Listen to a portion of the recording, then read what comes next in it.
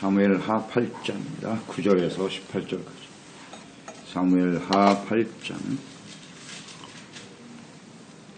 9절에서 18절까지입니다. 읽습니다. 하마당 도이가 다윗의 하다데셀의 온 군대를 쳐서 무찔렀다 함을 듣고 도이가 그의 아들 요람을 보내 다윗 왕에게 문안하고 축복하게 하니, 이는 하다데셀이 도이와 더불어 전쟁이 있던 터에 다윗이 하다데셀을 쳐서 무찌르니라. 요람이 은그릇과 금그릇과 녹그릇을 가지고 온지라. 다윗 왕이 그것도 여호와께 드리되 그가 정복한 모든 나라에서 얻은 은, 금, 곧 아람과 모압과 암몬 자손과 블레셋 사람과 아말렉에게서 얻은 것들과 소바왕 르홉의 아들 하다데셀에게서 노력한 것과 같이 드리니라.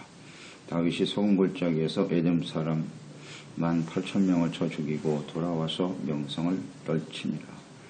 다윗이 에돔의 수비대를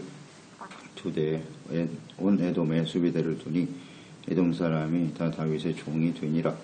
다윗이 어디로 가든지 여호와께서 이기게 하셨더라. 다윗이 온 이스라엘을 다스려 다윗이 모든 백성에게 정의와 공의를 행할세. 스루야의 아들 요압은 군사령관이 되고 아힐롯의 아들 여호사밧은 사관이 되고 아히두베의 아들 사독과 아비아달의 아들 아히멜렉은 제사장이 되고 스라야는 서기관이 되고 여호야다의 아들 브나야는 그렛 사람과 블렛 사람을 관할하고 다윗의 아들들은 대신들이 되니라. 아멘. 하나님의 왕권이 회복된 이스라엘. 사무엘 시대에 이스라엘 백성들이 왕이신 하나님을 버렸습니다. 하나님의 다스림을 거부하고 사람이 왕이 되어 다스리게 해줄 것을 요청했고, 그로 인해서 세워진 왕이 사울 왕이죠. 사울 왕은 실패로 돌아갔죠. 겸손했던 사울이지만 왕이 되니까 교만하고 자기 나라를 세우는데 혈안이 되어 있었죠. 그래서 결국 버림을 받고 말았습니다. 그 이후에 다윗이 오랜 시간 동안 시련과 연단의 과정을 거쳐서 이제 왕이 되었습니다. 이제 하나님의 뜻에 가장 합한 자라고 다윗이 인정을 받았는데, 하나님의 마음을 잘 아는 사람, 하나님이 어떤 분이신지를 너무나 잘 아는 사람, 그 사람이 다윗이란 말이죠. 그러니까 시련과 연단의 시간은 그냥 흘러간 시간이 아니었다. 그 시간 동안 그는 하나님과 깊은 교제가 있었다는 것이고, 물론 온전하지 못한 모습도 있었어요. 그렇지만 하나님께서 그 가운데 자신을 어떻게 다루시는지, 주님이 정말 뭘 원하시는지를 정확하게 이해하고 그대로 순종하며 따르는 사람이 바로 다윗이었죠. 그래서 이 하나님의 때에 이스라엘의 왕으로 세워졌더라. 그러니까 다윗은 하나님을 경외하는 것을 배웠어요. 하나님을 두려워하고 하나님의 말씀에 귀를 기울여 순종하는 삶을 배우게 되었고요. 두드러진 특징 중에 하나가 하나님 앞에서예요. 델란테 데 디오스. 그러니까 늘 하나님을 인식하고 사는 거예요, 다윗은. 하나님 앞에서 자신이 무엇을 해야 될지를 정확하게 알고 있는 사람이었고요. 그리고 또 하나의 특징은 겸손이죠. 겸손입니다. 그래서 조그만 일이라도 하나님께 기도해요. 그리고 하나님 말씀하시는 대로 따르는, 겸손하게 하나님을 의지하는 사람이었다. 그리고 선지자의 말에 귀를 기울이고 그 말씀을 하나님의 말씀으로 그대로 믿었어요. 이것이 아주 중요한 특징 중에 하나고, 또 하나의 특징을 들라고 하면 하나님을 가까이 하는 것을 아주 즐거워했어요. 그래서 하나님의 궤를 모셔다 놓고 하나님의 전에서 예배하고 그 즐겁게 춤추는 모습을 보세요. 어린아이와 같이 정말 즐거운 마음으로 하나님을 섬기는 사람이었다. 예배에 즐거움이 있었던 사람 다윗이죠. 이렇게 연단되어진 거예요. 한마디로 말하면 이 다윗은 참 순수한 사람이에요. 아주 마음이 순전해요. 하나님 앞에서. 그의 관심은 오직 하나님의 나라예요. 내가 왕이 되어서 이 나라의 많은 사람들로부터 어떻게 내가 인정을 받고 칭찬을 받고 존귀 여김을 받을까, 이런 일에는 관심이 없어. 어떻게 하면 하나님의 나라를 바르게 세우고 하나님이 이 나라의 왕이심을 모든 사람들이 알고 그 하나님을 경외하는 삶을 살아가게 할까? 오직 마음이 거기에만 맞춰져 있는 사람이 다윗이에요. 아주 순전한 사람이에요. 그러니까 왕으로서 자신의 정체성, 왕은 절대 지존으로, 절대 주권자로서 사람들로부터 존귀 여김을 받는 자리가 아니라 종으로서, 아주 종이라는 것이 아주 입에 뱉잖아요. 하나님 말씀할 때마다 주의 종이, 자긴 종이다. 어떻게 하면 하나님을 바르게 섬길 것인가. 여기에 초점을 맞추고 있는 사람이라고요. 이거 우리가 본받아야 돼요. 이런 사람을 하나님이 좋아하신다고요. 귀하게 여기시고 또 이런 모습이 될 때까지 우리를 계속해서 연단하고 훈련시키시는 거예요. 그 연단의 의미를 모르면 안 돼요. 그냥 세우면 흘러간다고 되는 게 아니라고. 왜 우리에게 이런 연단이 필요한지, 그 목적이 어디에 있는지. 그래서 우리 어제 나눈 것처럼 다윗의 삶을 한 문장으로 요약하면 하나님의 나라와 그의 의를 먼저 구하는 사람이다. 분명합니다. 이렇게 되기를 주님 원하세요.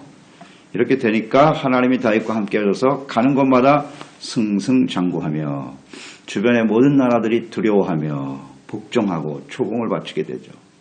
그러니까 이스라엘이 비로소 강하고 견고하게 세워지게 되더라는 거예요. 그러니까 하나님을 이스라엘의 왕으로 인정하니까 비로소 왕권이 해오게 된 거예요. 하나님의 왕권이. 사무엘 시대에 사울 시대에 사라져버린 하나님의 왕권이 사라졌잖아요. 이게 비로소 여기서 회복이 되는 거예요. 그러니까 강성해지는 거예요. 이걸 우리는 절대 놓치면 안 돼요. 그러니까 결국 우리의 그리스도인의 인생이라는 것이 하나님을 어떻게 우리의 삶의 왕으로 모시고 주로 모시고 살아갈 것인가. 어떻게 보면 주도권 쟁탈이라고 그랬죠.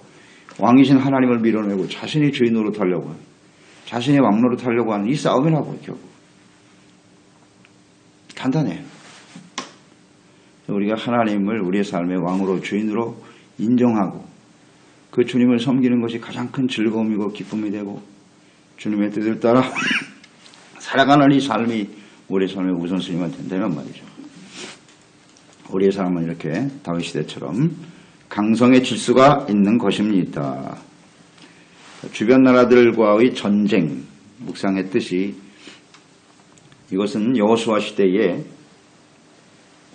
완성하지 못한 하나님께서 기업으로 주신 땅을 완성해가는 과정이었고요.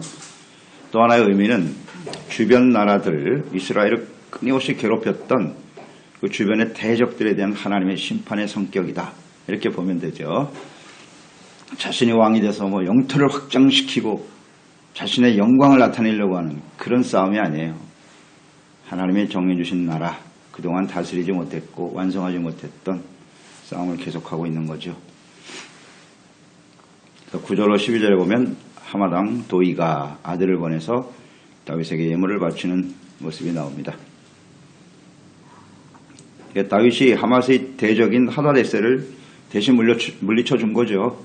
그에 대해서 감사의 표시도 되고 또 이제 다윗이 이스라엘을 다스리는 왕으로서 강성해지니까 이제 화평을 청하기 위해서 온 거예요. 하나님의 백성들이 이렇게 강해지니까 주변 나라들이 대적하여 싸우는 게 아니라 평화를 맺자고 달려들잖아요. 이것을 우리는 주목해야 돼요. 이스라엘 역사 속에 계속 반복되는 문제고 또 우리의 삶의 현장에도 일어나는 거죠. 하나님의 백성들이 하나님의 다스림을 받는 하나님의 나라로 강성해지면 이게 강해지는 거예요. 군대를 확장시키고 경제적인 능력을 확장시켜야 강해지는 게 아니라 이스라엘 백성들은 하나님이 함께 하시고 다스리는 나라가 될 때 강해져요. 그러면 주변 나라들이 대적하는 게 아니라 화평을 맺자고 달려드는 거예요. 그래서 저는 이 말씀을 묵상하면서 화평케 하는 자는 복이 있나니 라는 말씀 다시 한번 생각하게 돼요. 어떻게 해야 화평케 하는 자가 될까요? 이스라엘 백성들 역사에 보면 이스라엘 백성들이 부패하고 하나님을 경외하고 섬기는 삶을 놓치니까 화평이 사라지더라고요. 주변 나라들로부터 끊임없이 공격을 받게 돼요. 싸움을 일으키는 자가 되더란 말이에요. 싸움을 일으키는 자가. 우리가 온전하지 못하니까. 그런데 하나님의 백성들이 하나님과의 관계가 바르게 회복이 되고 하나님의 나라와 일을 먼저 구하니까 하나님을 본 사람들이 화평을 추구하게 되는 거예요. 아, 이 화평케 하는 건 이런 것이구나 하는 것을 다시 한번 깨달았어요. 하나님의 나라와 일을 구하고 하나님의 뜻대로 주님을 섬기는 것이 곧 화평케 하는 사람입니다. 평화를 맺자고 오잖아요. 그러니까 오늘날 세상 사람들이 교회를 향해서 돌을 던지고 계속 싸우려고 덤벼들잖아요. 왜 이렇게 된 거예요, 원인이? 그게 다 사탄의 역사라고만 매도할 수는 없죠. 우리의 책임이란 말이에요. 우리가 화평케 해야 될 사람들인데 의를 상실해버리고 거룩함을 상실해버리고 그러니까 이렇게 전쟁과 다툼과 경쟁이 일어날 수밖에 없는 거예요. 힘이 어디서부터 오는 것이냐라는 간단한 문제인데 오늘날 그냥 교회와 그리스도인들이 재물이 힘이고 권력이 힘이고 거기서 힘을 얻으려고 몸부림치고 있잖아요. 그 얼마나 추해 그런 모습이. 그러니 세상 사람들로부터 욕을 듣는 거죠. 이런 걸 우리는 생각해야 돼. 힘이 어디에 있느냐. 우리도 마찬가지예요. 우리 개인의 삶도 누가 나의 삶의 주인이냐 하는 문제와 무엇이 나의 힘이냐 이 문제입니다. 하나님과의 관계가 바르게 설정될 때 우리 주변의 원수들이 아니라 화평케 하는 사람들이 모여들어요. 조금 분명해요.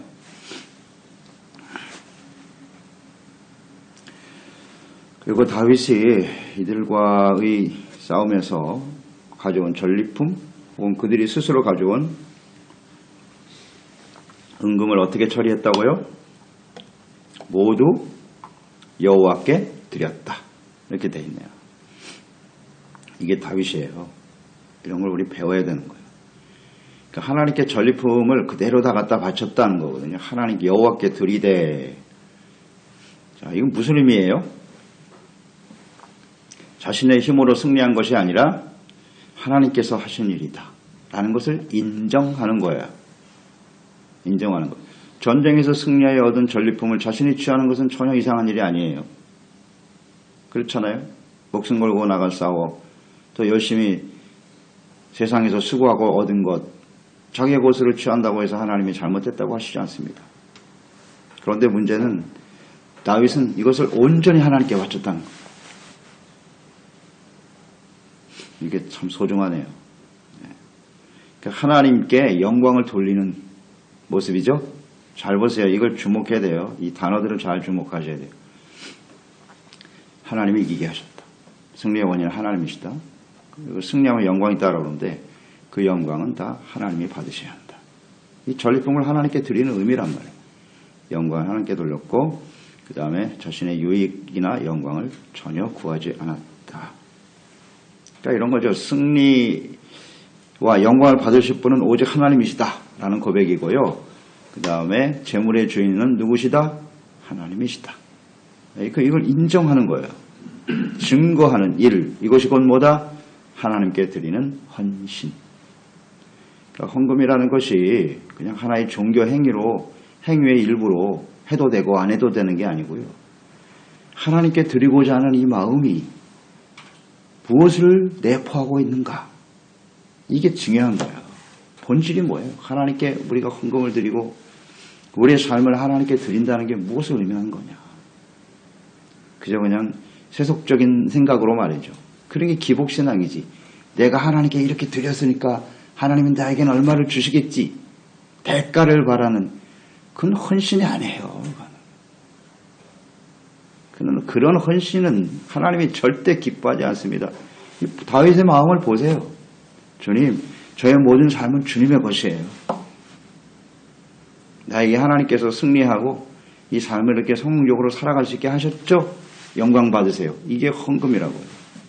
이게 헌신이라니까요. 감동이 되지 않아요? 이 다윗의 마음이 느껴지잖아요. 그러니 하나님이 얼마나 기뻐하시겠어요. 야, 이 다윗 자신의 왕으로서. 그럼 거기 명성을 얻었다는 말씀도 나오죠. 여기 보면 승리함으로써 명성도 얻었더라. 야, 그런데 명성도 없고 거기 13절에 나왔나요? 예. 에돔을 쳐서 물리치고 명성을 떨치니라. 명예도 생겼죠. 은금 재물도 생겼죠. 그런데 이 모든 것을 어떻게? 하나님께 드려. 이게 다윗이에요. 그러니까 부패하지 않는 거예요. 이거 정말 매우 중요한 부분이에요. 우리가 승리하고 성공하고 모든 것이 풍성할 때 우리는 그것을 가지고 무엇을 할 것이냐 하는 거예요. 자신의 왕권을 구축하고 개인의 삶을 더욱더 견고하게 세우기 위해서 자신의 영광을 높이려고 몸부림치는 대다수의 사람들은 이런 모습으로 흘러가요. 그게 부패의 시작이고 결과는 멸망으로 끝나죠. 사울처럼 되는 거예요. 근데 다윗은 이 유혹을 잘 이겨내네요. 그렇지 않아요? 이게 쉬운 일이 아니거든요. 이 상황이 쉬운 상황이 아닙니다. 다윗은 정말 순수하네요. 이거 배워야 돼요. 우리가 그대로 본받으면 돼요. 하나님께 돌리자. 헌신에 담겨진 뜻을 알겠죠? 잘 묵상해 보세요. 나는 그런 마음으로 하나님께 헌금을 드리고 헌신하고 있나요? 대가를 바라고 어쩔 수 없이 하고 있지는 않나. 이건 정말 유치한 행동입니다. 잘 모르는 거예요. 하나님을 전혀 제대로 알지를 못해요. 감동이 없어 마음속에. 아, 다윗은 정말 진지하네요. 오직 하나님께 다 주님의 모습. 그 마음속에 하나님밖에 없는 것 같아. 이 다윗 느껴지네요. 13절 14절에 이제 에돔 정벌한 다윗의 모습이 나오죠. 에돔은 원래 에서의 후손이잖아요. 형제국이죠. 형제국인데 이 에돔이 그 이스라엘을 얼마나 괴롭혔는지 몰라. 역사 속에서 본 바이죠. 그러니까 그들에 대한 심판이죠. 심판입니다. 그래서 다윗을 통해서 정복하게 하셨더라. 예, 거기도 말씀이 또 나오네요. 다윗이 어디로 가든지 여호와께서 이기게 하셨더라. 다윗이 어디로 가든지 이기게 하셨더라. 저는 이 말씀 묵상하면서 어디로 가든지가 이렇게 묵상이 되더라고요. 그러니까 다윗이 어디로 가든지 그랬어요. 그러니까 우리는 이 말을 잘못 이해할 수가 있거든요. 우리가 어디로 가든지 무슨 짓을 하든지 하나님은 무조건 복을 주시고 승리하게 하시더라. 이게 개인의 욕심일 수도 있고요. 자신의 뜻에 이끌려 행동하는 것이 아님을 우리는 주목해야 돼요. 우리 이건 잘못 이해할 때가 있어요. 내가 욕심을 가지고 행하는 것도 내 뜻대로 어디를 가든지 하나님이 이기게 하시더라. No. 그런 뜻이 아니에요. 이것을 잘 생각해야 돼요. 그가 하나님과 바른 관계 속에서 다윗은 아주 순전한 마음으로 하나님의 뜻, 하나님의 나라, 하나님이 원하시는 일을 행하는 일에 집중했어요. 그런 상태에서 어디를 가든지 이기게 하셨다는 걸 놓치면 안 돼요. 근데 우리 이거 잘못 이해한다고. 자기가 하나님과 바른 관계에 있지 않으면서 어디로 가든지 무슨 짓을 하든지 하나님은 나에게 복을 주신다고 착각하고 있다. 그러니까 신앙에 오류가 생기는 거예요. 왜? 뜻대로 안 되거든요. 이상하다. 무엇을 하든지 하나님이 다 주신다 그랬는데 기도도 마찬가지잖아요. 너희가 나에게 무엇을 구하든지 내가 다 행하리라 말씀하셨는데 왜 행하지 않으시는 거야? 이걸 몰라 아직도. 하나님과의 관계가 대단히 중요하죠. 그러니까 그런 상태에서 다윗이 가는 것은 싸우러 가는 그곳은 욕심과 욕망과 영광을 위한 것이 아니라 하나님의 뜻을 이루는 것이겠죠. 이 관계를 절대 놓치면 안 됩니다. 잘못 이해하면 안 돼요. 하나님의 뜻과 명령에 순종하여 가는 길 이렇게 정리를 해놓으셔야 돼요. 어디를 가든지 테두리가 분명해요. 목적이 분명하고요. 15절에 보면 이스라엘을 정의와 공의로 다스렸다. 공평정대하게 사람들을 대했다는 거예요. 그러니까 하나님께서 주시는 판단으로 하나님의 말씀에 입각하여 말씀대로 사람들을 차별하지 아니하고 죄는 벌하고 의를 바르게 세웠다는 거잖아요. 공평정대. 이것은 세상의 모든 나라에서 추구하는 바죠. 법 앞에 만인은 평등하다. 이거 주장하지 않는 나라는 없죠. 독재국가는 빼고 일반 민주국가라면 다 모토로 하는 말이죠. 법 앞에 만인은 평등하다. 그런데 그게 실천됩니까? 이루어지는 나라가 있나요? 이 세상에서는 없습니다. 당연하죠. 이스라엘도 보세요. 하나님의 나라, 하나님의 다스림을 받은 이스라엘이 이렇게 다윗시대처럼 공평정대했나요? 법 앞에 모든 사람들이 평등했습니까? 그렇지 않죠. 그런 게 타락의 원인이고, 법이 무너지면 그 나라는 무너지는 겁니다. 뭐 아무리 민주국 국가라고 이야기하지만 민주국가의 가장 기본이 뭐냐면 법이 제대로 집행이 되고 지켜지는 거예요. 그게 민주국가의 첫 번째 요건이에요. 법이 권력자에 의해서, 힘 있는 사람들에 의해서 마음대로 적용이 되고 자기들 편한 대로 법이 움직여질 때 그것은 공의로운 나라는 아니죠. 권력에 줄을 서서 권력자의 의도에 따라서 사법기관이 움직이고, 이건 이미 민주국가가 아닌 거죠. 그러니까 이런 나라는 세상에 없어요. 당연하죠. 하나님이 없는데 그게 공평정대한 나라가 될 수 있나요? 그러니까 뭐 정의로운 국가를 세우겠다고 말하는 사람, 그 말만 믿으면 안 돼요. 삶을 봐야죠. 어떻게 인생을 살아왔나. 정말 법 앞에 평등한 사람이었나? 법을 잘 지키는 사람이었나? 그래서 청문회 같은 거 하잖아요. 요새 지도자들 보면. 청문회 다 걸리죠. 그럼 그만둬야지. 하나라도 나오면. 그 문제가 많은 사람이 내가 뭐 법을 지키겠, 허허, 이거 참. 국민을 속이는 거잖아요. 그런 사람은 사실 세상에 없어요. 그건 사실이에요. 최소한 하나님을 믿는 사람들은 하나님이 다스리시는 정의로운 나라가 되기 위해서는 철저하게 하나님의 법을 따르는 삶이 돼야죠. 그러니까 뭐 나라를 그렇게 하지 못한다 할지라도 우리 그리스도인이니까 적용을 해요. 내 개인의 삶에라도 이 하나님의 말씀이 정의롭게 의롭게 적용되는 인생을 살아보자. 뭐 이루어지지 않을 세상에 대해서 그냥 그럴 필요 없어요. 나부터 잘하면 돼. 나부터. 나의 삶이라도 한번 정의롭게 세워보자. 이게 이제 우리가 적용해야 될 부분이에요. 그것도 잘 안 되잖아요. 하나님의 말씀 앞에 자기의 잘못을 초속정시키고 따라야 되는데 그것도 잘 안 되면서 세상을 바꿔보겠다고요. 어리석은 행동이에요. 하나님이 세우시는 거지 사람의 힘으로는 어렵다 하는 것을 생각하게 되고요. 그만큼 다윗은 하나님 앞에서 자신이 해야 될 일이 무엇인가. 지도자는 나라를 정의롭게 세우는 거거든요. 자기 사명이에요. 이렇게 하나님의 나라, 하나님의 백성은 더더욱 그래야 하겠죠. 16절 18절에 보면 그가 이제 왕으로서 사람들을 세우는 그 인사하는 모습이 나오네요. 그러니까 적재적소에 자신과의 어떤 인간적인 친밀한 사람들을 세워서 권력을 유지하기 위한 인사가 아니라는 거죠. 이것도 주목해야 돼요. 공평한 인사를 단행하고 있어요. 사람이 권력을 쥐게 되면 다 자기하고 가까운 사람, 자기한테 잘했던 사람, 이런 사람만 세워요. 세워서 자기의 권력을 이렇게 견고하게 만들려고 하는 거죠. 그러니까 전부 예스맨들만 모이는 거예요. 자기 중심에는. 그러니까 결국 민의를 파악하지 못하고 무너지는 거죠. 이게 대부분의 권력자들은 다 그런 모습으로 흘러가거든요. 근데 보세요. 공평한 인사를 당했던 대표적인 예가 요압이네요. 요압을 군사령관으로 세웠다. 자, 요압은 다윗에게 있어서 어떤 사람이에요? 결코 유쾌한 사람이 아닙니다. 우리가 묵상됐죠?